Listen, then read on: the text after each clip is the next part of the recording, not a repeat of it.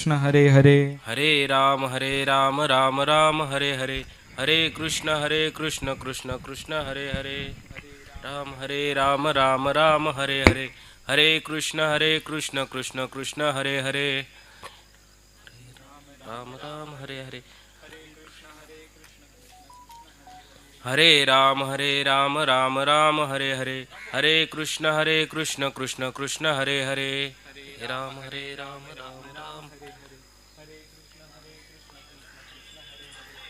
राम हरे राम राम हरे हरे, हरे कृष्ण कृष्ण कृष्ण हरे हरे, हरे राम राम राम हरे हरे, हरे कृष्ण कृष्ण कृष्ण हरे हरे, हरे राम राम राम हरे हरे, हरे कृष्ण कृष्ण कृष्ण हरे हरे, हरे राम राम राम हरे हरे, हरे कृष्ण कृष्ण कृष्ण हरे हरे, हरे राम राम राम हरे हरे, हरे कृष्ण कृष्ण कृष्ण हरे हरे, हरे राम राम राम हरे हरे, हरे कृष्ण कृष्ण कृष्ण हरे हरे, हरे राम राम राम हरे हरे, हरे कृष्ण कृष्ण कृष्ण हरे हरे, विठ्ठल श्री ज्ञानदेव तुकार पंढरीनाथ भगवान की जय, माऊली ज्ञानेश्वर महाराज की, जगद्गुरु तुकाराम महाराज की जय.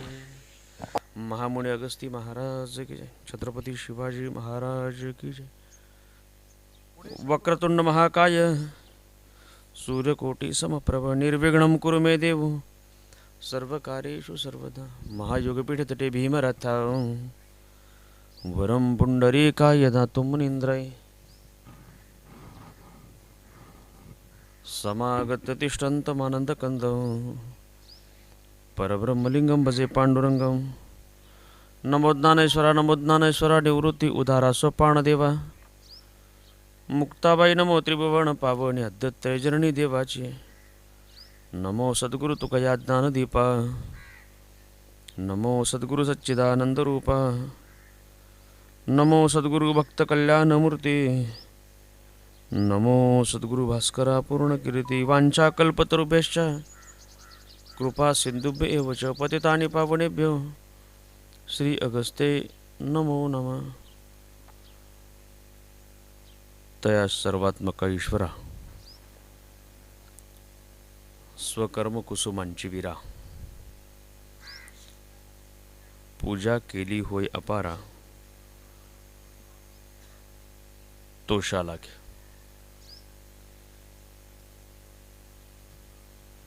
भगवत नामचिंतना करता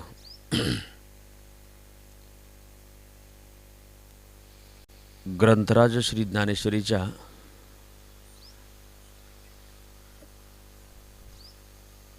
18व्या अध्यायातील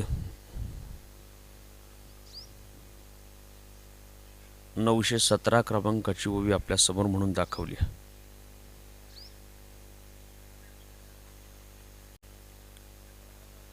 काय विचार आहे महाराजांचा थोडंसं सविस्तर चिंतन आपण संकल्पित वेळेत करणार आहोत. तत्पूर्वी ज्या निमित्तानं आपण या ठिकाणी जमलात ते निमित्त आपणा सर्वांना ज्ञात आहे. वक्त्याचं कर्तव्य या नात्यानं प्रसंगानुसार काहीसा परिहार देणं गरजेचं आहे. म्हणून वैकुंठवासी पूज्य श्री मारुती मामा, वैकुंठवासी पूज्य श्री सुभाष मामा यांच्या या कृपा आशीर्वादानं आपल्या सर्वांच्या तन मन धनाच्या सहकार्य प्रयत्नांनी परिश्रमातून मोठ्या उत्साहपूर्ण वातावरणात हा वर्षांत भजनोत्सव आणि आज या इथल्या सगळ्या उपक्रमामध्ये एक नवीन पुष्प समर्पित केलं जात आहे. ते म्हणजे श्री संत नामदेव महाराज कीर्तन विद्यालय. त्याचा आज उद्घाटन समारंभ महाराष्ट्राच्या वारकरी संप्रदायाचे वैभव असलेले सर्व सन्मान्य मान्यवर यांच्या शुभ हस्ते या ठिकाणी होणार आहे, ज्यामध्ये श्री हरिभक्तीपरायण प्रेममूर्ती संप्रदायाचं वैभव Madhavji Maharaj, Namdas, doctor P D Patil, वारकरी संप्रदायातील विद्वत कीर्तन प्रवचन प्रवक्ते, तरुणांचे मार्गदर्शक, ज्येष्ठ तरुणांचे उत्तम समन्वय महर्षी श्रीमंत उद्धवजी महाराज, मंडलिक निवासेकर, बाबांचं कीर्तन आणि त्यानिमित्तानं त्यानंतर या ठिकाणी हा उद्घाटन समारंभ आहे. अनेक सगळी मान्यवर मंडळी या निमित्ताने या ठिकाणी उपस्थित आहेत, ज्यामध्ये वारकरी संप्रदायातील विद्वत कीर्तन प्रवचन प्रवक्ते, संत साहित्याचे, शास्त्र पुराणाचे गाडे अभ्यासक,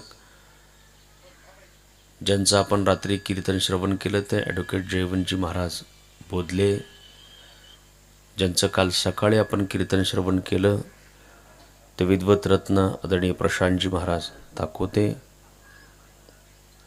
भजनप्रेमी आमचे भगीरथजी महाराज काळे, अशा सगळ्या मान्यवर च्या उपस्थितीमध्ये हा खूप छान अशा स्वरूपाचा वर्षांत भजनोत्सव, अभिनव अशा स्वरूपाची संकल्पना आपल्या सगळ्यांचेच प्रेममूर्ती, या प्रकल्पाचे संस्थापक, देश विदेशात आपल्या ज्ञानबुद्धी विद्वत्तेनं कीर्तन प्रवचन कथेच्या माध्यमातून ज्यांनी आपला एक वेगळा श्रोतवर्ग निर्माण केलेला आहे, ते जगन्नाथजी महाराज पाटील यांच्या उत्तम संयोजनातून हा सगळा उत्सव या ठिकाणी पार पडतोय. आणि त्यातल्या आजच्या या प्रवचनाच्या निमित्तानं इथे येण्याचा योग आहे. आणि म्हणून मी जी ओवी आपल्या समोर म्हणून दाखवली, तया सर्वात्मका ईश्वरा स्वकर्म कुसुमांची विरा, पूजा केली होई अपारा तोषाळा.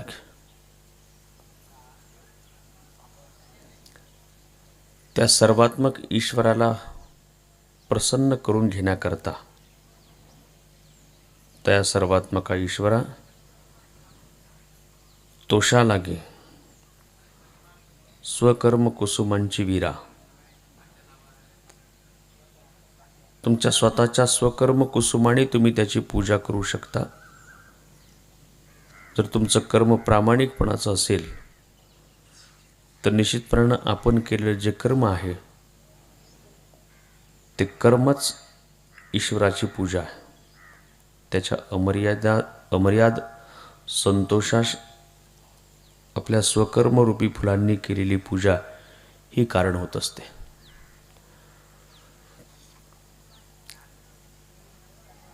खरं म्हणजे इथे आपल्या सगळ्यांना विशेष आनंद मिळतो आहे, याचं कारण हे जंगल में मंगल आहे.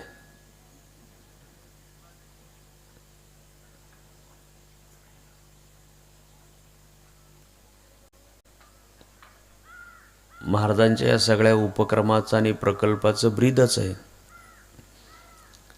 The complete satisfaction with nature and culture. मी येताना सहज रस्त्यावर तुम्ही पाहिलं असेल, तिथल्या बोर्डवर ते लिहिलेलं आहे. आपण शहापूरचा रस्ता सोडून इकडे येतो तर तिथे छोट्या बोर्डवर हे ब्रीद लिहिलेलं आहे. आणि त्याची प्रचिती इथे वास करणाऱ्या सर्वांना येते. फार पूर्वीचा काळ होता जेव्हा आपण असं ऐकत आलोय भाषणांमध्ये, महात्मा गांधी असं म्हणत होतं की खेड्याकडे चला, ते विकासाच्या संबंधानं. मधल्या 75 वर्षांच्या काळामध्ये लोक खेड्याकडे गेले की शहराकडे गेले, त्याचा विचार आता आपण करत राहण्यापेक्षा आता मात्र आपल्याला आरोग्यपूर्ण आणि आनंदी जीवन जगायचं असेल तर आता मात्र आम्हाला निसर्गाकडे चला, असं ब्रीद घेऊनच इथून पुढची वाटचाल करावी लागणार. आणि या अर्थानं हा जो प्रकल्प आहे, हा प्रकल्प आपल्या सगळ्यांना एक आनंद देणारा प्रकल्प आहे. एरवी तीर्थक्षेत्र असतात, हे आनंद तीर्थ आहे.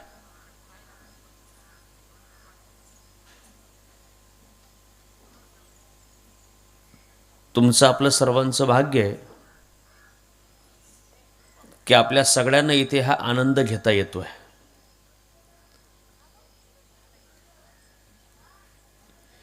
एरवी एक वर्ग आज खुश आहे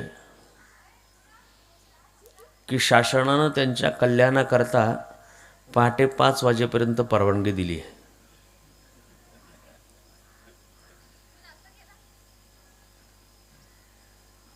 यामागे शासनाचं काय धोरण असावं ते कळण्या इतकी उंची माझ्याजवळ माझ्या ज्ञानाची नाही.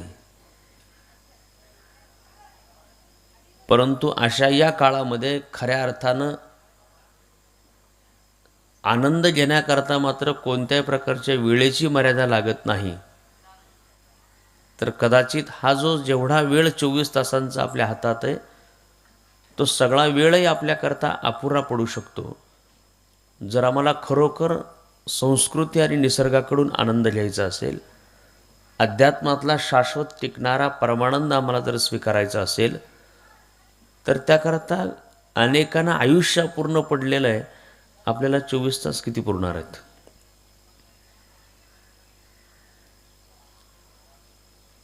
लोकांनी वेळ घेतली वाढून 5 वाजेपर्यंतची, परंतु तोपर्यंतची शाश्वती कुठे? ते संध्याकाळपर्यंत ते नियोजन करणार की रात्री अंधार पडल्यापासून पुढेच त्यांना आनंद घेता येईल. ज्या प्रकारानं त्यांनी परवानग्या वाढून घेतल्यात, तिथून त्यांना काही असं सकाळी दुपारपासून आनंद घेता येणार नाही. आपण भाग्यवान आहोत की आपल्याला आनंद घेण्याकरता संध्याकाळची वाट पाहण्याची आवश्यकता नाही आहे. आणि म्हणून तर आपण त्या सगळ्या प्रकारच्या, एका अर्थानं मी म्हणेन, माझ्या बोलण्याचा चुकीचा अर्थ घेऊ नका, म्हणून तर आपण ती सिमेंटची जंगलं सोडून का होईना पण इथे या निसर्गाच्या सानिध्यात, निसर्गाच्या कुशीत आलेलो आहोत. मला आल्यानंतर श्री महाराजांनी ज्या सगळ्या मान्यवरांचा परिचय करून दिला, त्यावरून मला माहिती आहे की इथे जी मंडळी आहेत ही सगळी क्रीम मंडळी आहेत. आपापल्या क्षेत्रामध्ये सह्याद्रीच्या कळसूबाईच्या उंचीचं कर्तृत्व प्राप्त केलेली मंडळी आज इथे समोर आहेत. मी येताना कळसूबाईच्या शेजारून आलेलो आहे, म्हणजे आमच्या तालुक्यातच कळसूबाई आहे. आणि म्हणून त्या कळसूबाई जशी आपल्या महाराष्ट्रातलं सर्वोच्च शिखर आहे, तशी ही आपल्या आपल्या क्षेत्रातली सगळी कळसूबाई माझ्यासमोर बसलेली आहेत.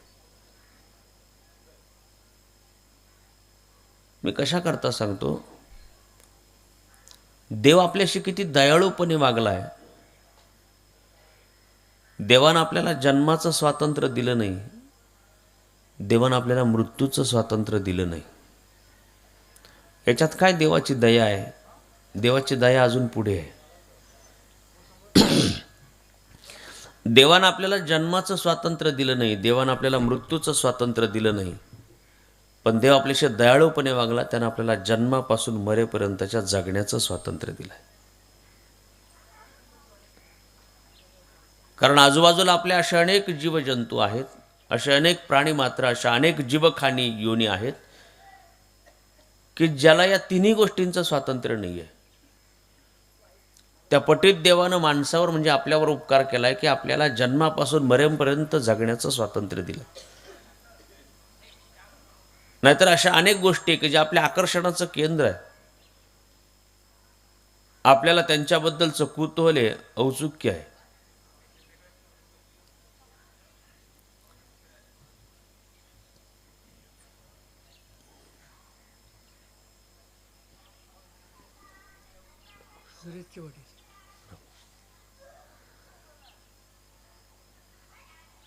आपल्याला ज्या सगळ्या गोष्टींच्या बद्दल आकर्षण आहे, परंतु त्यांना मात्र त्या स्वतःच्या जीवनामध्ये कोणत्या प्रकारचं स्वातंत्र्य नाही.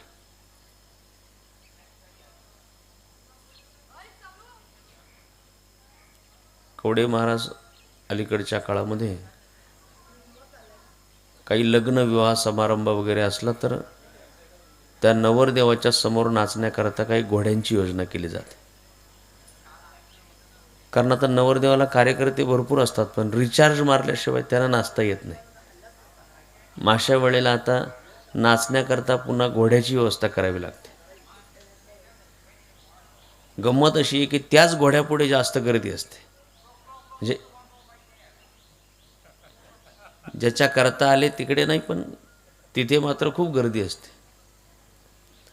लोकांना ते घोड्याचं नाचणं इतकं आनंद देतं की लोक आत्ता तर त्याचा आनंद घेतातच, पण तो आनंद ते मोबाईलमध्ये साठवून घेतात. का बरं? पुन्हा कधी वाटलं तर आपल्या निवांत वेळेमध्ये सुद्धा तो आपल्याला आनंद घेता आला पाहिजे म्हणून त्याची शूटिंग काढून घेतात. कोटी कोटी रुपये त्यांची किंमत असते असं म्हणतात. ते इतके किमती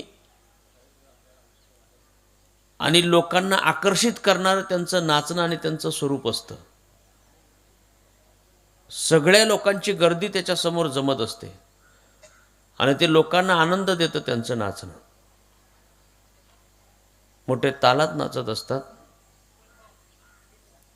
आपण ज्या मुख्य प्रयोजनाकरता आलोय त्याच्याही पेक्षा लोकांना ते विशेष आकर्षण वाटत असतं.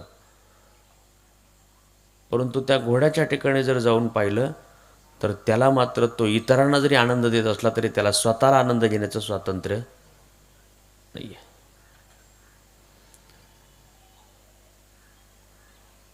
मगाशी काकांची भेट झाली, ते आनंदवनाच्या तिथल्या ट्रस्टचे सदस्य आहेत, विश्वस्त आहेत.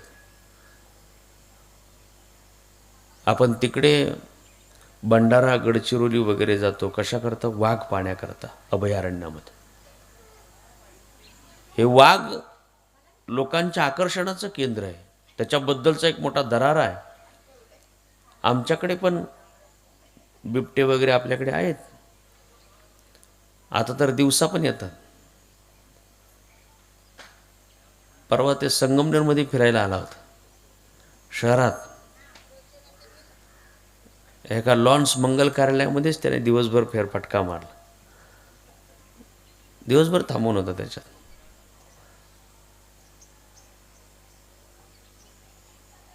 हे वाघ पाहण्याकरता आपण सगळे कामधंदे सोडून त्याच्यापर्यंत जातो, त्याला पाहतो, त्याचे फोटो काढून ठेवतो. त्याला दिवसभर येत नाही, बाहेर दिसत नाही तोपर्यंत थांबून राहावं लागतं, त्याची वाट पाहतात लोक. परंतु असं असलं, तो इतरांना आनंद देत असला, लोकांच्या आकर्षणाचं केंद्र जरी बनत असला, त्याला पाहण्याकरता त्याच्या दर्शनाकरता लोक खर्च जरी करत असले तरी हे मात्र त्याला स्वतःच्या जगण्याचा आनंद नाही आहे, स्वातंत्र्य नाही आहे. जगत असेल पण त्याला स्वातंत्र्य नाही. आपल्याशी देव दयाळूपणे वागला हे काय बोललो होतो याचं कारण, देवानं आम्हाला जन्माचं स्वातंत्र्य नाही दिलं, देवानं आम्हाला मृत्यूचं स्वातंत्र्य नाही दिलं, पण देवानं आम्हाला जन्मापासून मरेपर्यंत जगण्याचं स्वातंत्र्य दिलंय ना. हे आपलं भाग्य आहे. आणि तो दयाळूपणे वागला हे म्हणण्याचं दुसरं कारण असं होतं की त्यानं आम्हाला जन्मापासून मरेपर्यंत जगण्याचं स्वातंत्र्य दिलं ना. त्यानं हिशोब घेताना सुद्धा जेवढं स्वातंत्र्य दिलं तेवढ्याचाच घेतलाय. म्हणून मी बोललो तो दयाळूपणे वागला. त्याने या जगामध्ये कोणाला मोठं केलं असेल तर त्यानं कोणाला जन्मानं मोठं केलं नाही, कारण त्यानं त्याचं स्वातंत्र्य दिलं नाही. त्यानं मृत्यूनं कोणाला मोठं केलं नाही, कारण त्यानं त्याचं स्वातंत्र्य दिलं नाही. त्यानं ज्याचं स्वातंत्र्य दिलं त्या स्वातंत्र्याचा सदुपयोग करणाऱ्या माणसांनाच त्यानं मोठं केलं. हो, कदाचित त्यानं एखाद्या माणसाला जन्मानं श्रीमंत केलं असेल, त्यानं एखाद्या माणसाला जन्मानं सत्तावान सुद्धा केलं असेल. श्रीमंताच्या घरात जन्माला माणूस श्रीमंत होतो, सत्तावानाच्या घरात जन्माला सत्तावान होतो. मी काही सांगायला नको, गेली 75 वर्ष आपण पाहतोय एका विशिष्ट 10-20 कुटुंबाकडे देशाचं आणि राज्याचं सगळी सत्ता व्यवस्था आपण टिकू नये. का बरं? सत्तावानाच्या कुटुंबात जन्माला या, तुम्ही सत्तावान होणार आहे. श्रीमंताच्या कुटुंबात जन्माला माणूस श्रीमंत होईल. पण मला असं वाटतं श्रीमंताच्या घरात जन्माला आलेला माणूस श्रीमंत होईल म्हणून तो मोठा नाही होणार.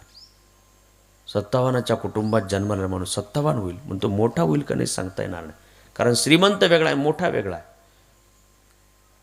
सत्तावान वेगळा, मोठा वेगळा. मोठा कोणाला म्हणता येईल? ज्याच्या जीवन जगण्याच्या पद्धतीचं येणाऱ्या काळातले लोक अनुकरण आणि अनुसरण करतील ना, तो मोठा आहे.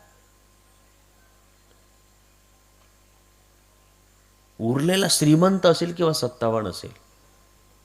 तुमच्या माहितीतली गोष्ट सांगतो बा. म्हणजे तुम्ही इतक्या मोठ्या मोठ्या माणसांचं ऐकलेलं आहे, पत्रिकेतली सगळी नावं सगळे फोटो आपण पाहिले तर, त्यामुळे मी जे सांगणार आहे ते तुमच्या सगळ्यांच्या माहितीतलंच आहे, फक्त मी आठवण करून देणार. आपल्या देशामध्ये एक सर्वात मोठा श्रीमंत माणूस होऊन गेला.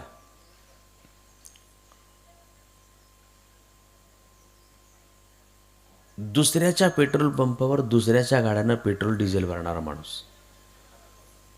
पुढे गेल्यावर त्या पंपाचा मालक झाला, नंतर कंपनीचा मालक झाला, पुढे या देशातला सर्वात मोठा श्रीमंत माणूस झाला आणि नंतर जगातल्या श्रीमंताच्या यादीमध्ये सुद्धा त्या माणसाचं नाव स्वकर्तृत्वानं जाऊन पोचलं. नाव तुम्हाला सगळ्यांना माहिती आहे, धीरूभाई अंबानी.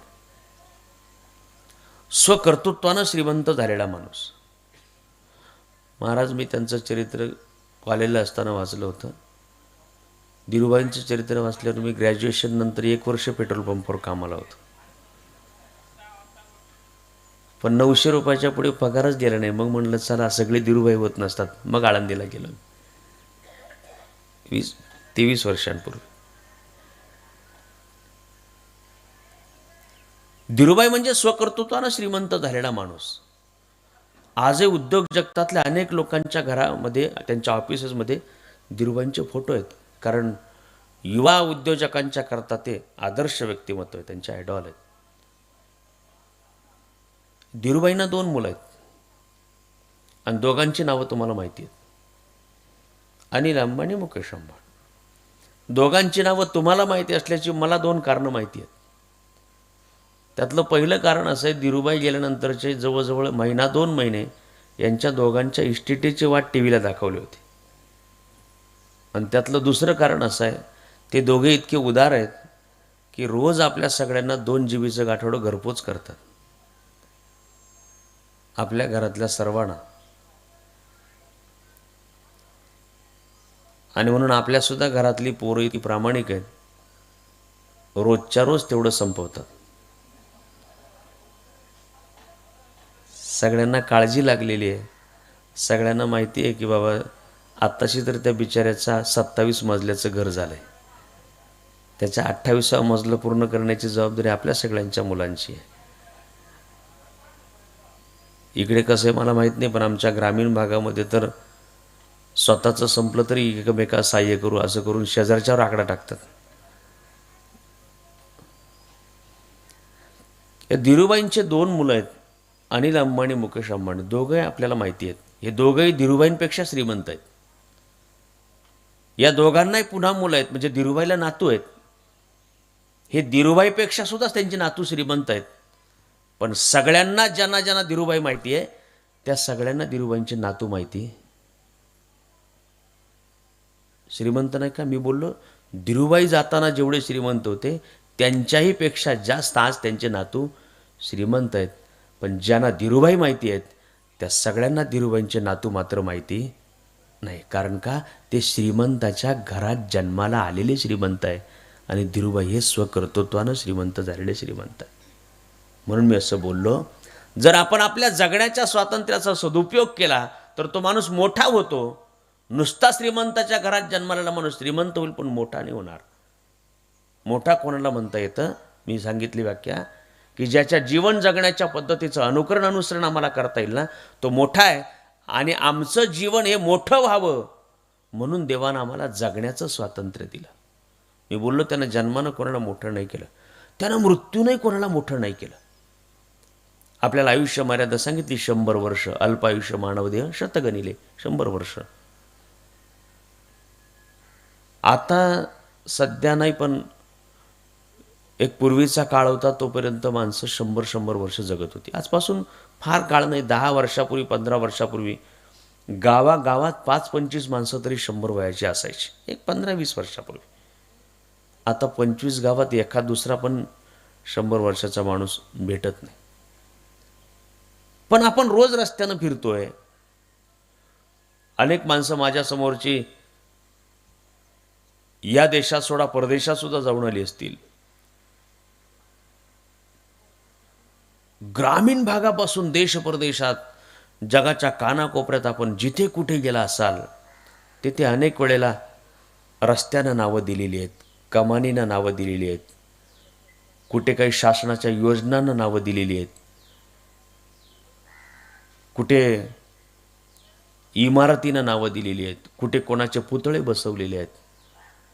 अशी अनेक सगळी नावं आपण आजूबाजूला वाचतोय रोज.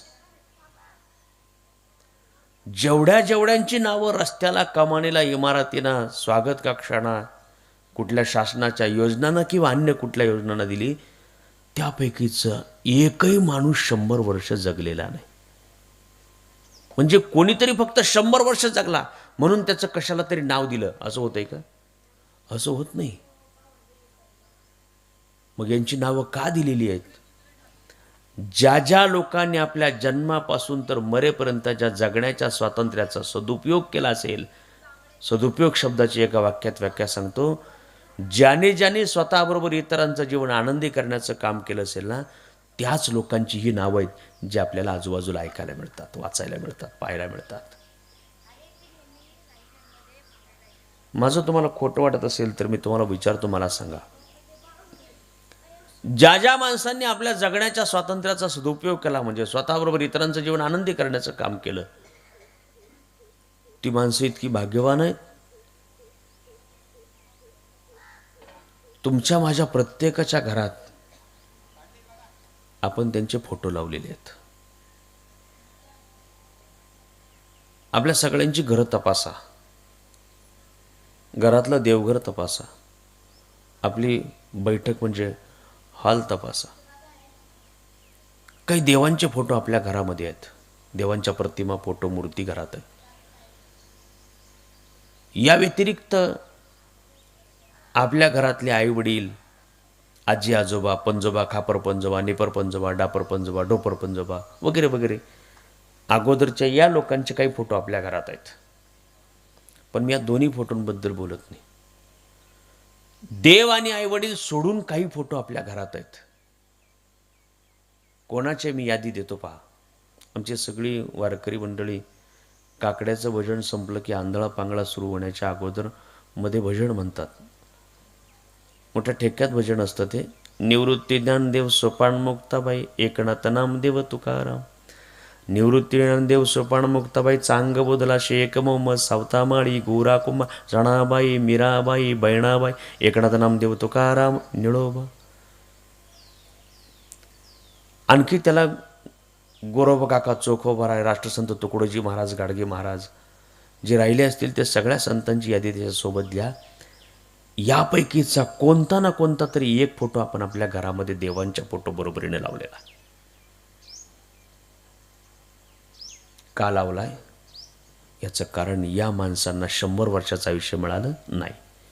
मग तरी का लावलाय? ही माणसं श्रीमंत कुटुंबात जन्माला आली नाही, ही माणसं सत्तावानाच्या कुटुंबात जन्माला आली नाही. मग यांचे फोटो का लावले? यांचे फोटो लावण्याचं कारण आहे, या माणसांनी त्यांच्या जन्मापासून तर मरेपर्यंतचा काळ जो आहे ना, तो स्वतःबरोबर इतरांचं जीवन आनंदी करण्याकरता आपलं आयुष्य समर्पित केलं म्हणून लावलं.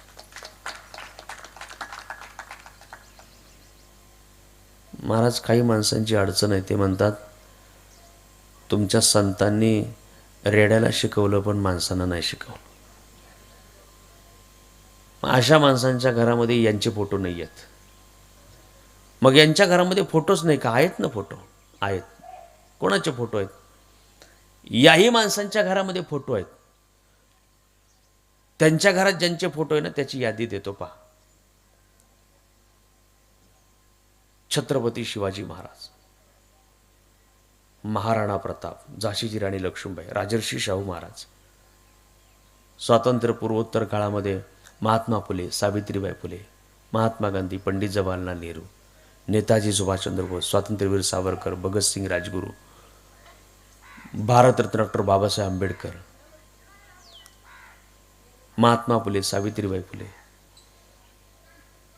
लाल बहादूर शास्त्री, सरदार वल्लभभाई पटेल, लोकमान्य टिळक, अगदी परवापर्यंत आलं तर माझ्या समोरच्या अनेक माणसांची त्यांची प्रत्यक्ष भेट झाली असेल. भारत डॉक्टर APJ अब्दुल कलाम,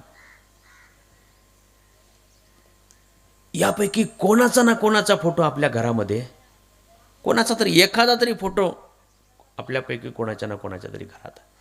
म्हणजे काय, आम्ही देवाबरोबर आपल्या घरामध्ये त्यांचा आणि आमचा रक्तनात्याचा संबंध नाही तरी सुद्धा एकतर संतांचा किंवा राष्ट्रपुरुषाचा फोटो आपण आपल्या घरामध्ये लावलेला आहे. आता गंमत सांगू तुम्हाला, ज्यांच्या घरामध्ये ही मगाशी यादी दिली यापैकीतला कोणाचा ना कोणाचा तरी एकाचा तरी फोटो आहे ना, या माणसानं जाऊन शेकडो वर्ष उलटून गेलीत आणि त्यांचा आणि आमचा रक्तनात्याचा संबंध नाही आहे. पण याच बागायती आणि किमती वस्तू असलेल्या भागामध्ये आज आपण ज्यांच्या इस्टेटीचे मालक आहेत ना, त्यापैकी ज्यांच्या इस्टेटीचे आपण मालक आहेत त्यांचे फोटो आपल्या घरात आहेत. फार तर फार आपले वडील, आजोबा, पणजोबा,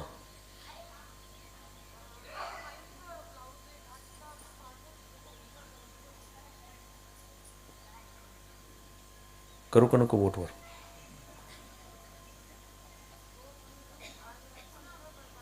नको करू. म्हणजे ज्यांच्या कोटी रुपयाच्या इस्टेटीचे मालक आहे त्याचा पूर्वी त्याच 3 पिढ्यांच्या अगोदर त्यांच्या फोटो प्रतिमा आमच्या घरात नाही. आणि शेकडो वर्ष उलटून गेली तरी ही जी यादी मी दिली यापैकी कोणाचा ना कोणाचा फोटो आपल्या घरात आहे. त्यांचा आणि आमचा रक्तनात्याचा संबंध सुद्धा नाही. कारण का, मी सूत्र सांगितलं होतं, जी माणसं स्वतःबरोबर इतरांच्या जीवनात आनंद निर्माण करतात त्यांचा आणि आमचा रक्तनात्याचा संबंध नसला तरी पण आम्ही मात्र त्यांना स्मरणात ठेवतो. का बरं, देवानं मला कर्माचं स्वातंत्र्य दिलेलं आहे.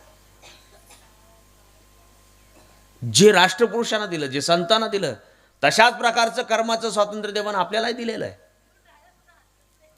आम्हाला पूजेच्या करता, देवाच्या प्रार्थनेच्या करता, देवाला प्राप्त करण्याकरता वेगळ्या वेगळ्या प्रकारची साधनं आपण आतापर्यंत कीर्तन प्रवचन कथेमध्ये ऐकलेली आहेत.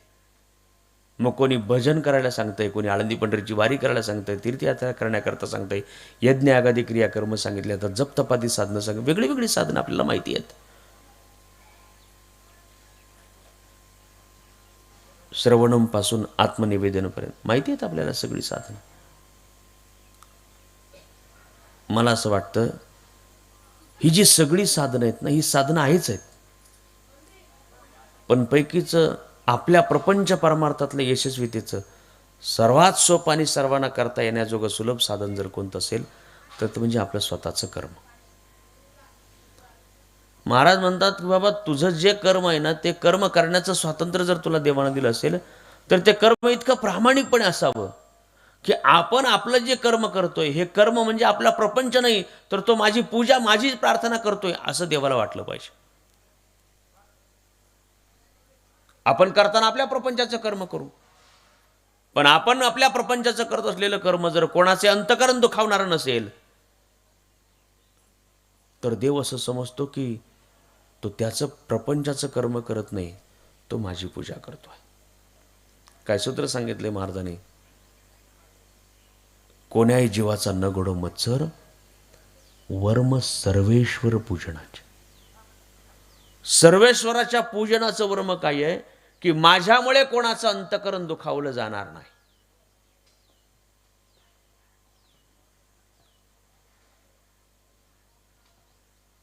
आपल्या सगळ्यांचं म्हणजे तुमचं नाही, लांबगावच्या लोकांचं, आपलं दैनंदिन जीवन जर तपासलं तर असं दिसतंय माणसं उद्याच्या संक्रांतीच्या दिवशी एकमेकाला तिळगुळ देतात. कशा करता सांगतो मी, कोण्याही जीवाचा न घडो मत्सर, वर्म सर्वेश्वर पूजनाचे. माणसं संक्रांतीच्या दिवशी तिळगुळ देतात ना एकमेकाला, ज्याच्याबरोबर अगोदर गोड बोलतात ना जाणीवपूर्वक त्यालाच तिळगुळ देतात. ज्याच्याबरोबर अगोदरपासूनच बोलत नसतात तो समोरून आला तरी बायपास करून निघून जातात, पण त्याला मात्र देत नाही. म्हणजे अगोदर गोड बोलतो त्याच्याशी आणखी गोड बोलतात फार डायबिटीस होईपर्यंत, पण नवीन माणसाला मात्र आमच्यामुळे आनंद होणार नाही याची काळजी घेतात.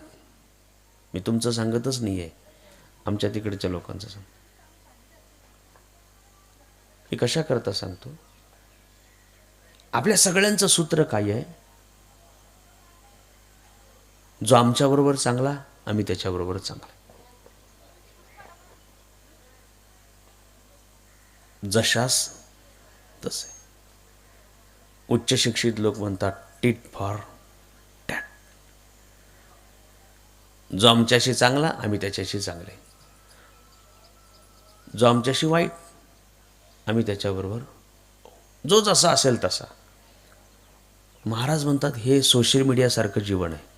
जशास तसं, जो जसा असेल तसा. म्हणजे कसं, दुसऱ्याचं जे आहे ते तसंच्या तसं कॉपी करणं. तो आमच्याशी वाईट आम्ही त्याच्यावर वाईट, तो आमच्याशी चांगला आम्ही त्याच्याशी चांगले. म्हणजे आम्ही त्याला कॉपी केलं, आमच्या स्वतःचं काय.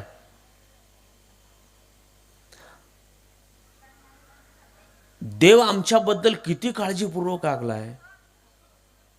त्यानं जगातल्या अब्जावधी लोकांपेक्षा आम्हाला वेगळं बनवलंय, आणि तरी पण आम्ही ठरवून टाकले जो आमच्याशी जसा आम्ही त्याच्याशी तसे. मग त्यानं मला वेगळं का बनवलंय. महाराजांच्या भाषेत सांगू, त्या व्हॉट्सॲप नावाच्या ग्रंथात एक वाक्य येत आहे. अलीकडे त्याची फार पारायणं होतात ना. त्याच्यात एक वाक्य येत आहे, जगा वेगळं बनवलं असेल तर जगा वेगळं. देवानं आम्हाला कसं बनवलंय, जगा वेगळं बनवलंय. मग जगा वेगळं बनवलं असेल तर जगा वेगळं. पण आम्ही कसं जगतोय, तो आमच्याशी जसा आम्ही त्याच्याशी तसे. म्हणजे आम्ही त्याला कॉपी केलं, आमचं काय स्वतःचं काय. देवानं आमच्यासारखे ज्ञान बुद्धी विद्वत्ता, त्यानं आमच्यासारखं सौंदर्य, त्यानं आमच्यासारखं शरीर, त्यांच्या आमच्यासारखी श्रीमंती कोणालाच दिली नाही जगात. 2 जुळी मुलं असतात, राम श्याम सीता गीता.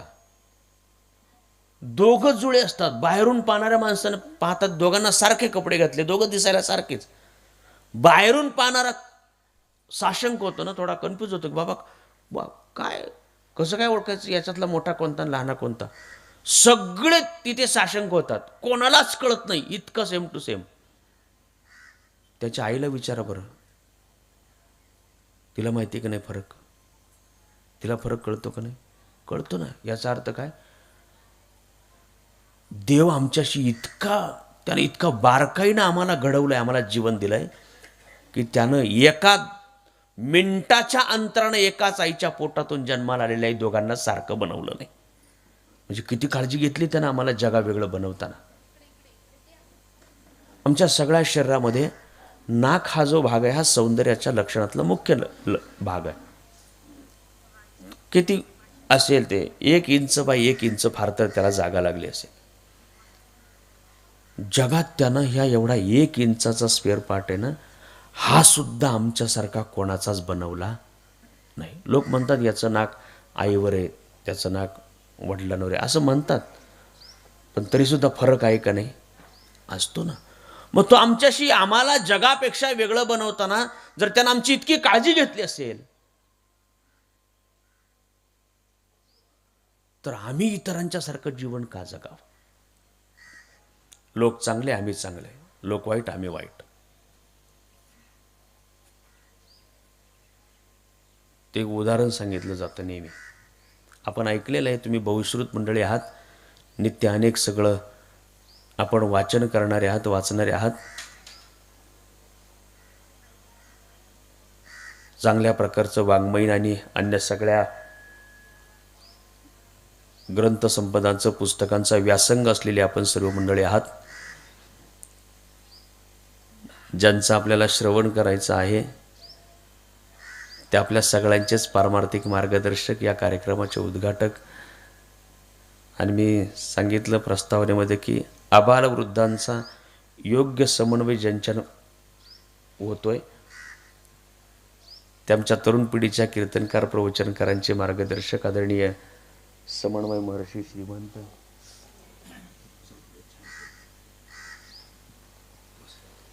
उद्धवजी महाराज निवासी इथे इथे नाही नाही अहो इथे तरी ते याच्यापेक्षा खालीच होते.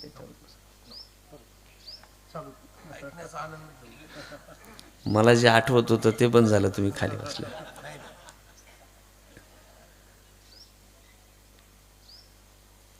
आम्ही असं सांगत होतो की देवानं आम्हाला कर्माचं स्वातंत्र्य दिलं असेल तर मग आम्ही आमचं कर्म असं करावं की ते कर्म हीच ईश्वराची पूजा होईल. कोणीतरी चांगला म्हणून आम्ही चांगले, कोणीतरी वाईट म्हणून आम्ही वाईट, असं नाही.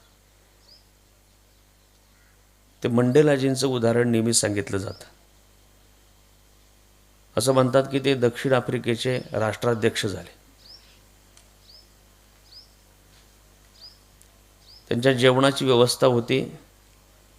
त्यांचा सगळा राष्ट्रपतींचा लवाजमा घेऊन ते जिथे थांबले होते त्यांच्या शेजारच्या पलीकडच्या बाजूला एका टेबलावर एक सद्ग्रस्त बसले होते. यांची व्यवस्था येईपर्यंत त्यांच्या सोबतची सगळी माणसं आजूबाजूनं बोलत होती. यांनी एक निरोप दिला आणि पलीकडच्या टेबलावर बसलेला एक माणूस होता त्याला इकडे बोलवलं. बाबा त्यांना इकडे बोलून आणलं. राष्ट्राध्यक्षांच्या शेजारी त्यांना बसण्याची संधी मिळाली. पण मी राष्ट्रपतींच्या शेजारी बसलोय असे भाव मात्र त्यांच्या चेहऱ्यावर कुठे दिसत नव्हते. उलट त्यांचा चेहरा भीतीने घाबरलेला होता. सोबत बसलेल्या माणसांना मोठं आश्चर्य वाटत होतं की बाबा राष्ट्रपतींच्या शेजारी बसायला मिळालेलं आहे आणि माणसाच्या चेहऱ्यावर तर तसा काही आनंद दिसत नाही. शिवाय स्वतःहून आलेलं नाही, सेल्फी काढायला आलेल्या लोकांसारखं, तर निमंत्रण देऊन बोलवलंय, सन्मानानं बोलवलंय राष्ट्रपतीने. दोघांच्या जेवणाची व्यवस्था आली. हे जेवायला बसले. याने त्यांच्यासोबत त्यांना जेवण्याकरता विनंती केली. दोघे सोबत जेवायला सुरुवात झाली. त्यांना राष्ट्रपतींच्या सोबत जेवायला बसल्याचा आनंद नव्हता आणि त्याच्यातल्या कुठल्या पदार्थाच्या चवीचाही त्यांना आनंद नव्हता. उलट जेवताना तो माणूस दरदरून त्याला घाम फुटला होता. सगळं चित्र शेजारचे लोक पाहत होते आणि त्यांना मोठं आश्चर्य वाटत होतं की हा माणूस त्यांच्याबरोबर काही बोलतही नाही आणि यांच्या जेवणाचा आनंद घेत नाही आणि राष्ट्रपतींच्या बरोबर जेवण करतोय त्याचाही आनंद घेत नाही. दुसरा कोणी असता तर त्याने सेल्फी काढून मेमरी फुल करून टाकली असती बेंद्रे सर. पण त्याने घाईघाईनं जेवण उरकलं, परवानगी घेतली, तो निघून गेला. सोबतच्या लोकांनी नेल्सनजीनं विचारलं की बाबा हे सद्ग्रस्त कोण होते की ज्यांना तुमच्यासोबत तुम्ही एवढं सन्मानानं जेवणाकरता बोलवलं, मात्र त्यांना त्या जेवणाचा आनंद नव्हता आणि तुमच्यासोबत बसल्याचा आनंद नव्हता. त्याने सांगितलं मी जेव्हा राजकैदी होतो तेव्हा मी ज्या जेलमध्ये बंद होतो त्या जेलचे ते जेलर होते. मी जेव्हा जेलमध्ये कैद असताना जेवण भूक लागली म्हणून जेवण मागितलं तर सकाळचं जेवण ते संध्याकाळी द्यायचे. पाणी मागितलं सकाळी तर दुपारी द्यायचे. देताना सुद्धा ते शुद्ध पाणी देत नव्हते. जेलमध्ये राजकैदी म्हणल्यावर सगळी व्यवस्था असते ना. एवढंच 6-6 महिने जाऊन राहतात काही. 75 वर्ष झाली सगळी मंडळी तिथे जाऊन निवांत राहतात, पुन्हा बाहेर सन्मानाने येतात. व्यवस्था चांगली असते असं म्हणतात. मी काही गेलो नाही. यांना विचारलं की बाबा मग त्या जेलचे जेलर होते त्यांनी तुम्हाला जेवण खाणं या ज्या दैनंदिन गरजेच्या वस्तू या सुद्धा व्यवस्थित दिल्या नाही. जेव्हा त्यांच्या हातात सत्ता होती तेव्हा त्यांनी त्याचा दुरुपयोग केला. आज तुम्ही राष्ट्राध्यक्ष आहे, न्यायव्यवस्थेतल्या सर्वोच्च पदावर आहे, मग तरी तुम्ही त्याला तुमच्या शेजारी जेवायला बोलवलं. त्यानं त्याच्या सत्तेचा दुरुपयोग केलाय. मग त्यानं त्याच्या सत्तेचा दुरुपयोग केला म्हणून आज तुम्हाला तुमच्या सत्तेचा दुरुपयोग करण्याची आवश्यकता नाही. तुम्ही त्याला त्याच्या त्या वेळेला केलेल्या कर्माची शिक्षा आज का दिली नाही? त्याला तुमच्यासोबत का बोलवलं? त्याने दिलेलं उत्तर आहे ते म्हणतात त्याने त्यांच्या सत्तेचा दुरुपयोग केला म्हणून जर आज मी माझ्या सत्तेचा दुरुपयोग करीन तर त्याच्यात आणि माझ्यात काही फरक राहणार. मी हे सगळं कशा करता सांगत होतो देवानं जर आम्हाला आमच्या कर्माचं स्वातंत्र्य दिलं असेल, त्यानं आम्हाला जगापेक्षा वेगळं बनवलं असेल, त्यानं मला ज्ञानबुद्धी विद्वत्ता लोकांपेक्षा वेगळी दिली असेल, तर आम्ही अशा प्रकारचं जीवन जगावं की जेणेकरून येणाऱ्या काळातल्या लोकांना निदान आदर्श शोधण्याकरता आपण कोणाच्या तरी इतिहासामध्ये, आपण संत वाङ्मयामध्ये, पुराणामध्ये आदर्श शोधून इथपर्यंत आलो. आमच्या कुटुंब व्यवस्थेतल्या लोकांना तरी नंतरच्या पिढ्यांना आदर्श शोधण्याकरता गुगलवर सर्च करायला लागू नये. निदान आपल्याच कुटुंबामधले आपले वडील आजोबा पंजोबामध्ये आम्हाला आमचा आदर्श मिळावा. मी समारोप करतो. मी सुरुवातीच्या पूर्वप्रस्तावनेमध्ये बोललो, आपण जिथे आहोत हे जंगल में मंगल आहे आणि म्हणून बाबांनी त्याचं ब्रीथ ठेवलेलं आहे, complete satisfaction with nature and culture. आणि आज आपण नेचरच्या सानिध्यात संध्याकाळी आपल्या कल्चरचा आनंद घेणार आहोत. संध्याकाळी म्हणजे गेले तिन्ही दिवस परकीयांचं स्वीकारण्याची आपल्या सगळ्यांना म्हणजे आपण इथले सोडून आजूबाजूला जे लोक आहेत त्या सगळ्यांना तशी सवय लागलेली आहे. परंतु मात्र जीवनामध्ये ज्या काही अत्यावश्यक गोष्टी आहेत त्याच्यामध्ये पाणी आणि हवा अत्यावश्यक आहे. फक्त जोपर्यंत आम्ही आमच्या आजूबाजूच्या लोकांपेक्षा, आमच्या भावकी गावकीपेक्षा श्रीमंत होत नाही, तोपर्यंत मात्र बऱ्याच वेळेला लोकांना आम्ही ज्या निसर्गात आहोत या निसर्गाचे आमच्यावर उपकार आहे याची जाणीव होत नसावी. म्हणून सुरुवातीला आपल्या सगळ्यांनीच या निसर्गाची पाहिजे त्या प्रकारची सगळी हानी करून जगातल्या ज्या काही भोग्य वस्तू आहेत त्या सगळ्या मिळवण्याचा प्रयत्न आपण करतो आहे. पण मागची 2 वर्ष आपण सगळ्यांनी जवळून अनुभवलं आहे. 19 ते 21 पर्यंतचा प्रवासाचा आपल्या स्वभावानं विसर पडतो. परंतु सगळी इस्टेटपणाला लावली तरी पण या 2 गोष्टी आपल्याला मिळत नव्हत्या. शुद्ध हवा जी आत्ता आपल्याला इथे आहे अशी हवा आपल्याला मिळत नव्हती. तसं पाहिलं तर 20 वर्षापूर्वी ही माझ्यासमोर बसलेली जी सगळी ज्येष्ठ मंडळी आहेत, टोपीवाली, पायजमावाली, इकडे सगळे जे ज्येष्ठ नागरिक साहेब सगळे अधिकारी बसलेले आहेत, इकडे जे आमच्या माता भगिनी बसलेल्या आहेत 60 पासून पुढच्या, ही सगळी माणसं आजपासून 20 वर्षापूर्वी जिथे मिळेल तिथलं आणि जसं असेल तसं पाणी पित होते. कारण 20 वर्षापूर्वी कुठेही बोर्ड लावलेला नव्हता पिण्याचे पाणी. का बरं? जिथे आहे तिथे पिण्याचंच होतं सगळं. मी स्वतः नदीवरून पाईपलाईननं आलेलं पाणी शेतातल्या बाऱ्यावर आणि शेतातल्या बाऱ्याहून ते पाणी शेवटच्या वाफ्यावर यायचं. तिथे पाणी भरताना जर बेंद्रे सर तहान लागली तर फक्त एक वाफा अगोदरचं जायचं आणि त्याला दंड म्हणतात आमच्याकडे, दंडपाठ, ते पाणी वाहत येतं. त्याने तिथे ते पाणी जसं आहे तसंच पाणी प्यायचं. आज मात्र कोणाच्याही घरी गेलेला माणूस त्याच्या घरातलं पाणी पित नाही. ते जेव्हा थोडीशी खात्रीपूर्वक सांगतात नाही फिल्टरचं आहे, केंडचं आहे, मग म्हणतात म्हणजे ताण नसते का? असते, पण शंका आहे. याचा अर्थ काय आहे की 10-20 वर्षापूर्वी आमच्या सगळ्यांच्या अगोदरच्या पिढ्यांनी आम्हाला हा निसर्ग अगदी परिपूर्ण अशा प्रकारानं दिला होता. जिथे आहे तिथे पिण्यायोग्य पाणी दिलं होतं. जिथे आहे तिथे खूप चांगल्या प्रकारचा निसर्ग, वृक्षवल्ली, झाडं, लता, वेली दिल्या होत्या. परंतु आम्ही मात्र पुढच्या पिढ्यांना देताना हे पाणी फक्त वापरण्यायोग्य ठेवलं आहे. फक्त वापरण्यायोग्य, पिण्यायोग्य पाणी नाही आहे. अडचण अशी आहे, काही दिवसांपूर्वी जिथल्या तिथलं पाणी पिता येत होतं. पाटील महाराज आता धरणावर फिरायला गेलं तरी लोकांना बाटली घेऊन जावं लागतंय. तरी पण मी पाण्याचीच म्हणतोय अजून. म्हणजे बाकीच्या नेतातच लोक, पण पाण्याची पण बाटली घेऊन जावं लागतंय. कारण आपण सगळ्यांनी त्याचा ऱ्हास केला आहे.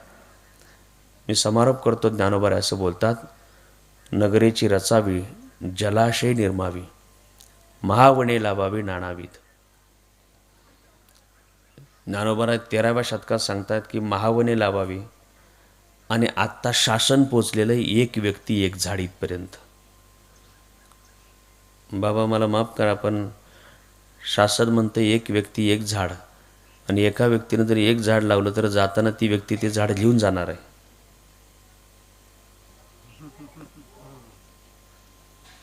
फाईव्ह जी रेंजमध्ये असेल. जाताना जर आम्ही इथे ठेवून काय जाणार आहोत? आम्हाला अगोदरच्या पिढ्यांनी जसा निसर्ग दिला तसाच निसर्ग पुढच्या पिढ्यांमध्ये संक्रमित केला पाहिजे. व्यवहारातली तज्ज्ञ माणसं आपल्या वडिलांकडून जेव्हा त्यांनी आपल्या इस्टेटीचा चार्ज घेतला त्यापेक्षा 1000 पटीनं वाढून पुढच्या पिढ्यांना म्हणजे मुलांना देत आहेत. आणि निसर्ग मात्र जसा घेतला होता त्याच्यामध्ये ऱ्हास करून आपण पुढच्या पिढ्यांना त्या ठिकाणी देतो आहे. पण आत्ता ज्या अर्थी आपण या वर्षांत उपक्रमाच्या करता इथे येतो आहे आणि इथे आल्यानंतर प्रत्येकाच्या चेहऱ्यावर जे वेगळ्या प्रकारचं समाधान आहे, हे वेगळ्या प्रकारचं समाधान आपण आपल्या भौतिक संपदा सोडून आलो आहे तरी पण समाधान काय, याचं कारण आपण नेचर आणि कल्चरच्या सोबत आहोत म्हणून आहे. याचा अर्थ विशेष आनंद आणि समाधान हा मला याच ठिकाणी आहे. कदाचित हेच ज्ञानोबाला तेव्हा माहिती होतं म्हणून त्यांनी अपेक्षा केलेली आहे की पाणी अडवा पाणी जिरवा. त्याने अपेक्षा केलेली आहे जिथे जागा मिळेल तिथे त्या ठिकाणी झाड लावा. पण मात्र आम्ही पाणी आणि निसर्ग म्हणजे हवा या दोन्ही गोष्टींना त्या ठिकाणी अतिशय आपल्या दैनंदिन जीवनाच्या जगण्यातून खूप आत्तापर्यंत त्याला त्रास दिलेला आहे, त्याचा ऱ्हास केलेला आहे. कधीकधी तर मला असं वाटतं, नामदेव महाराज म्हणतात की वाचे म्हणता गंगा गंगा सकळ दोष जाती बंगा. या वर्षीच्या पंढरपूरला आणि या वर्षीच्या कार्तिक वारीला गेल्यावर बाबा आपली इंद्रायणीवरच भेट झाली संध्याकाळच्या वेळेला. त्या पाण्याकडं पाहिल्यावर मला असं वाटलं नामदेव महाराजांनी हा अभंग याच्याकरताच केला असेल की तुमची स्नान करण्याची इच्छा असली तरी पुण्य घेण्याकरता फक्त गंगा गंगा म्हणा आणि तिथूनच तुम्ही स्नानाला फाटा देऊन तुम्ही तिथं थांबा. मला असं वाटतं आम्ही या सगळ्या गोष्टी शासनानं कराव्यात अशा प्रकारची अपेक्षा ठेवण्यापेक्षा चंद्रभागा दूषित झाली असेल तिथल्या लोकांमुळे, गंगा दूषित झाली असेल तिथल्या लोकांमुळे, इंद्रायणी दूषित झाली असेल तिथल्या लोकांमुळे, मी म्हणतो प्रवराही दूषित झाली असेल आमच्यामुळे, परंतु इथे शेजारी येताना आपण नदी पाहतो आहे जी खळखळून त्या ठिकाणी वाहते आहे. परंतु हिचंही स्वरूप 20 वर्षापूर्वी जसं होतं तसं आता राहिलेलं नाही. याचं कारण आहे अगदी आपल्या घरातल्या देवपूजेपासून तर गणेशोत्सवापर्यंतच्या छोट्या छोट्या गोष्टी ज्या आपण तिथे नदीमध्ये जाऊन समर्पित करतो आहे ना, तर त्या सगळ्या गोष्टी याला कारण आहेत. म्हणून बाबांच्या मार्गदर्शनानं संत वारकरी बंडातात्या असतील, आमचे इंदुरीकर महाराज असतील, श्रद्धे उद्धवजी महाराज असतील, या सगळ्यांच्या मार्गदर्शनानं गेलेला माणूस गेल्यावर त्याची रक्षा नदीमध्ये विसर्जित करण्यापेक्षा आपण ती जर शेतामध्ये अंगणामध्ये त्या ठिकाणी टाकली आणि त्याच्यावर जर झाड लावलं तर आम्हाला आमच्या आईवडिलांना जेवण देण्याच्या वेळेला, आम्हाला त्यांना पाणी देण्याच्या वेळेला या झाडाकडे जरी पाहिलं, त्याला पाणी दिलं, त्याला काहीतरी खत टाकलं, त्याला काहीतरी त्याची सेवा केली तर आमच्या आईवडिलांची सेवा करतो आहे. या एका गोष्टीमध्ये 2 उपक्रम आपल्याला साध्य करता येतील. एक, पाण्यामध्ये रक्षा जाणार नाही म्हणजे पाणी दूषित होणार नाही. आणि दुसरं, जेव्हा ते झाड लावलं जाईल त्यावेळेला इतर ठिकाणची झाडं कोणत्याही कारणासह सहज तोडण्याची मानसिकता माणसाची होते, पण आपल्या आईवडिलाच्या स्मरणार्थ लावलेलं झाड येणाऱ्या पिढ्यासुद्धा ते तोडण्याची डेअरिंग करणार नाही. एका गोष्टीत खूप चांगल्या पद्धतीने आपल्याला निसर्ग संवर्धन करता येईल. आणि जे महाराजांनी पाहिलेलं स्वप्न आहे की पूर्ण समाधान निसर्ग आणि संस्कृतीच्या सानिध्यात पूर्ण समाधान आपल्याला देण्याचा जो त्यांचा संकल्प आहे तो निश्चितपणानं पूर्णतेला गेल्या वाचून राहणार नाही. मला वाटतं त्याच प्रकारचा भाव ज्ञानोबाला या ठिकाणी अपेक्षित असावा अशी भावना व्यक्त करतो. वाक्प्रचारांना विराम देतो. बोलताना 2-3 मिनिटाचा 5 मिनिटाचा उशीर झाला त्याबद्दल दिग्री व्यक्त करतो. श्रद्धेय महाराज या ठिकाणी आलेले आहेत. त्यांच्या समोर काही बोलावं एवढं मोठं, तेवढी मोठी उंची देवानं मला ज्ञानाची दिली नाही, तेवढी शरीराची पण दिली नाही. परंतु मात्र त्यांचं नेहमी आईचं हृदय आमच्यासोबत त्या ठिकाणी राहिलेलं आहे. आणि म्हणून त्यांचा स्वतःचा स्वभाव आहे गाढवाला गोपाळ शेठ म्हणण्याचा. या भावनेतून आम्ही आज या ठिकाणी बसलेलो आहेत. आणि मी विचार करतो तर ते लेट यावेत, परंतु माझ्या नंतर 1 तासानं असूनही आम्ही इथे आल्यावर संपर्क केला तर ते 15 मिनिटाच्या अंतरावरच त्या ठिकाणी पोचलेले होते. आणि म्हणून त्यांच्याप्रती कृतज्ञतापूर्वक सद्भाव व्यक्त करतो. श्रद्धेय श्री जगन्नाथजी महाराजांचा जगभर संपर्क आहे, आपण सोशल मीडियावर रोज पाहतोय. परंतु तरीसुद्धा एवढ्या महाराष्ट्रामधून एवढी सगळी क्रीम मंडळी त्यांच्या परिचयाची, तरी त्यांनी आम्हाला इथे बोलण्याची त्या ठिकाणी संधी दिली. त्यांच्याप्रती अंतःपूर्वक सद्भाव व्यक्त करतो. वाक्प्रचारांना विराम देतो. अनेक सगळी मान्यवर मंडळी या ठिकाणी उपस्थित आहेत. प्राध्यापक डॉक्टर आदरणीय बेंद्रे सर आहेत, आमचे नितीन भाऊ निर्मळ आहेत, समोरही अनेक मान्यवर मंडळी या ठिकाणी आहेत. त्याही सगळ्यांच्या प्रतिकृतीपूर्वक सद्भाव व्यक्त करतो आणि वाक्प्रचारांना विराम देतो. पुंडलिक वरदाहरी विठ्ठल श्री ज्ञानदेव तुकाराम, श्री पंढरीनाथ भगवान की जय, माऊली ज्ञानेश्वर महाराज की जय, जगद्गुरु तुकाराम महाराज की जय, महामुनी अगस्ती महाराज की जय, छत्रपती शिवाजी महाराज की जय, विठ्ठल विठ्ठल विठ्ठल विठ्ठल विठ्ठल विठ्ठल.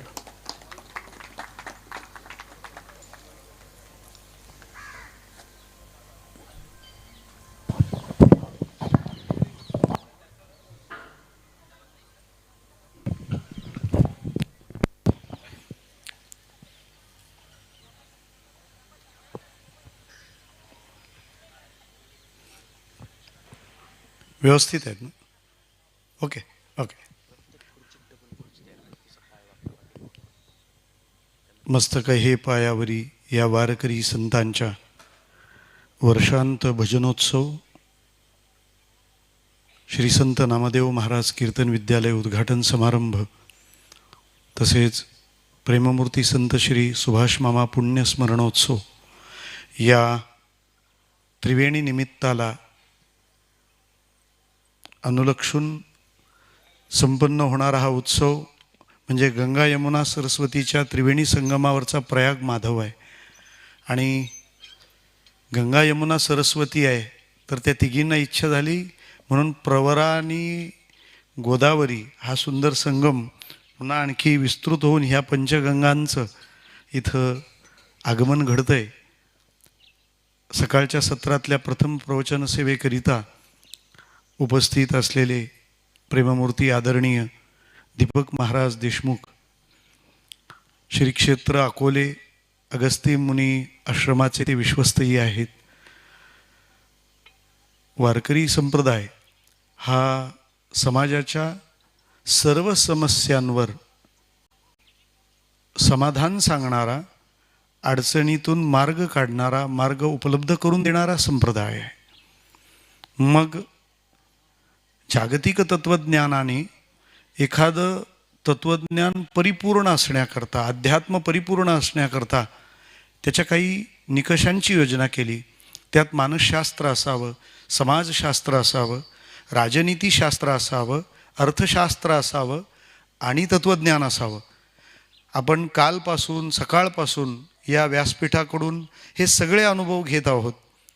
मग कधी अंतरंगातल्या चर्चा आहेत, कधी सामाजिक व्यवहारातल्या चर्चा आहेत. त्यात आज पर्यावरण आणि निसर्ग म्हणजे वारकरी संप्रदाय अद्भुत आहे हो. आपल्याला कधी जीवनसत्व लागतात, कधी प्रथिनं लागतात, कधी कर्बोदकं लागतात. पण असं म्हणतात प्रत्येक घटकासाठी वेगवेगळे पदार्थ खाण्यापेक्षा एक दूध प्यायलं की सगळं त्यात येतं. तसा वारकरी विचार हा या सगळ्या गोष्टी पुरविणारं हे दूध आहे. त्यामुळे या दुधाचा आपण आस्वाद घेतला की गोडीसोबत परिणामाचाही अनुभव आपल्याला छान घेता येतो. महाराजांनी ज्या ज्या काही क्रांतिकारी परंतु आजच्या परिस्थितीला अनुरूप आणि आवश्यक अशा बाबींचं मार्गदर्शन केलं. आपल्या जवळचाच सीमेलगत म्हणजे आमचे शेजारी आहेत तसे आपण भूगोलाच्या दृष्टीने शहापूर आणि अकोले एकमेकाला टेकलेले तालुके आहेत. आणि अकोले तालुक्यात महाराजांचं अत्यंत मोठं काम आहे. परमश्रद्धेय परमादरणीय महंत उद्धवजी महाराज यांच्या सानिध्यातून मार्गदर्शनातून महाराजांनी कार्याची अत्यंत मोठी अशी त्रिविक्रम भरारी त्यांची आहे. आणि अकोले तालुक्यात आता आम्हाला एक उतरायला स्थान झालं ते दीपक महाराजांच्या कार्याच्या रूपाने.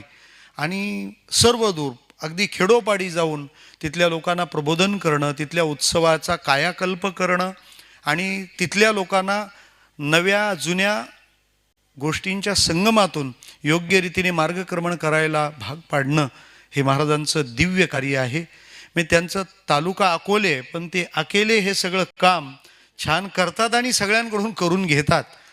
त्याचा आनंद आणि अत्यंत अभ्यासपूर्ण असूनही त्यांची विद्या शोभते ती त्यांच्या विनयाच्या विशेष रूपाने.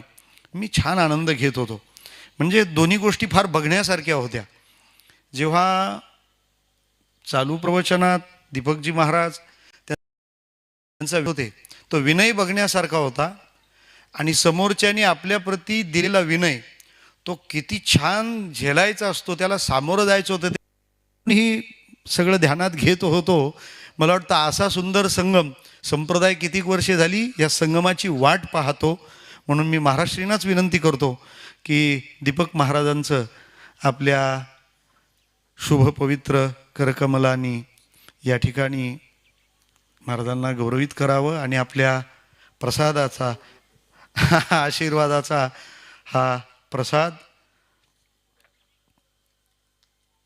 ज्ञानदीप लावू जगी असा प्रकाश देण्याचं काम करणारे दीपक महाराज देशमुख महाराज हा प्रकल्प आपल्या नित्य ऋणात स्मरणात राहील. यानंतर त्वरितच कीर्तन सेवेला प्रारंभ होत आहे. प्रेममूर्ती महंत उद्धवजी महाराज यांची गोड कीर्तन सेवा संपन्न होईल.